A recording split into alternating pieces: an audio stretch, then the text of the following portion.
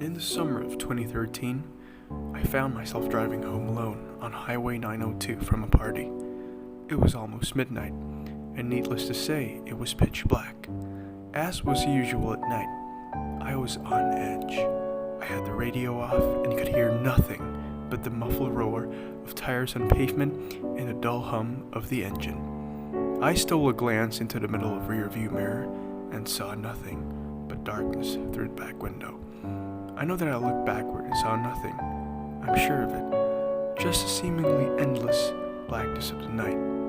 I remember it so clearly because not 10 seconds later a car passed me to the left, headlights on, and I had one of those sudden adrenaline rushes like when you think you see a person outside your bedroom window when it's just a tree, or when you start awake at night with the feeling of falling. 10 seconds earlier, nothing had been behind me.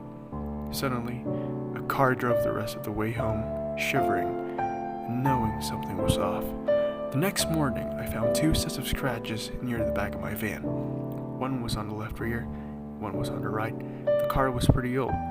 They could have been there for months, but that was the first time that I distinctly remembered seeing them.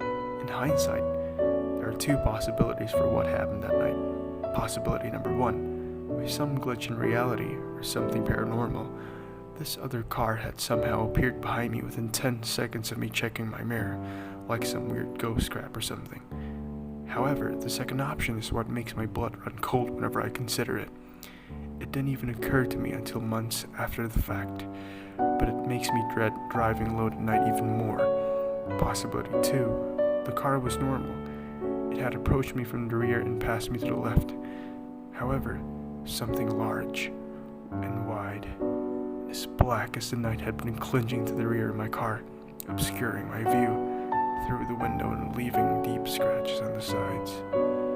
And I had inadvertently driven home with me. So it all started out on the 14th night of March, the night of my parents' 20th wedding anniversary. It was a wonderful sunny day, if memory serves, surprisingly warm before the beginning of spring. The beautiful weather was perfect for the atmosphere of the day. Being married for 20 years is obviously a momentous occasion, so my parents had booked a table at our favorite Italian restaurant. Of course, this was a formal occasion, so I had my best suit on. It was 5:33. I was just straightening my tie when my phone went off. I'd received a message. Well, that's strange. I thought that never happens. I checked the message, and it was from my mom. It was quite a jumble of numbers and letters, but through the vocabulary stew I could make out the legible phrase, "Please help me." It should go without saying this to me worried me greatly. So I immediately replied, "Are you okay?" Just as instantly, I got another text which read, "Oops," pocket text. I signed with all that relief I had and continued to prepare myself. A few minutes later, I received yet another message, this time from my dad. I checked the text, and once again it was a mass of mixtures of letters and numbers with the phrase, "Please help me," concealed within. Creepy though this was, my dad was always a joker, so I presumed he was joking around, until I was sent another text saying, "Oops," pocket text. Now this sparked panic. Pure unmistakable panic.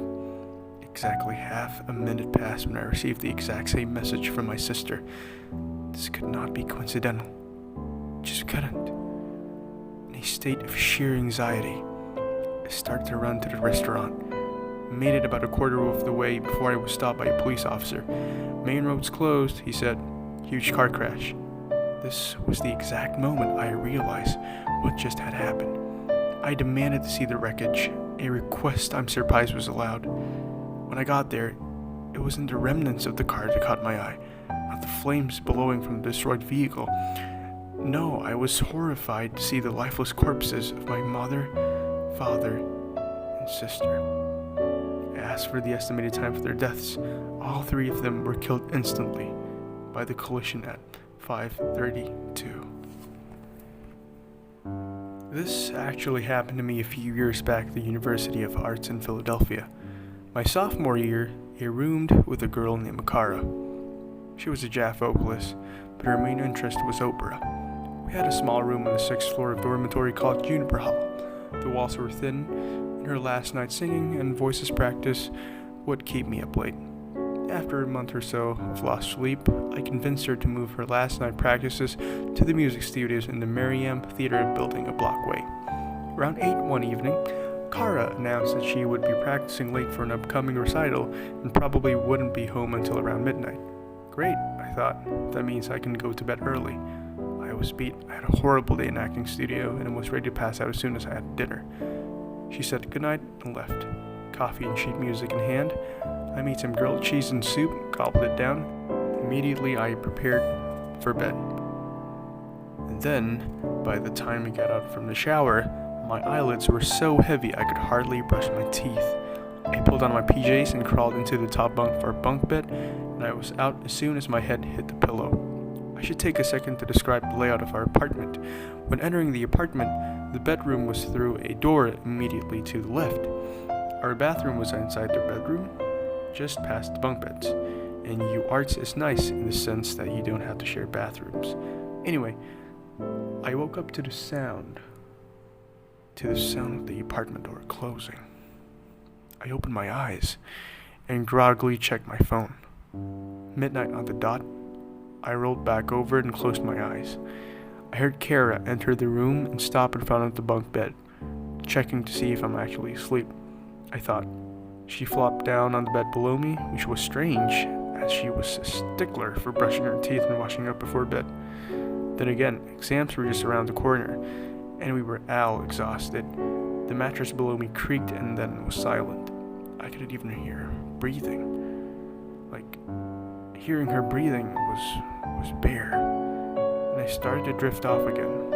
I was just on the edge of deep sleep when I startled awake again by a noise. A key in the lock, the door opening, and Kara entering our apartment, humming and over a tune. The mattress below me then creaked. Hey guys, so this is my episode on 3 different bone-chilling creepypastas. If you guys like it, please smash the like button and also share the video if you want to. So yeah, bye.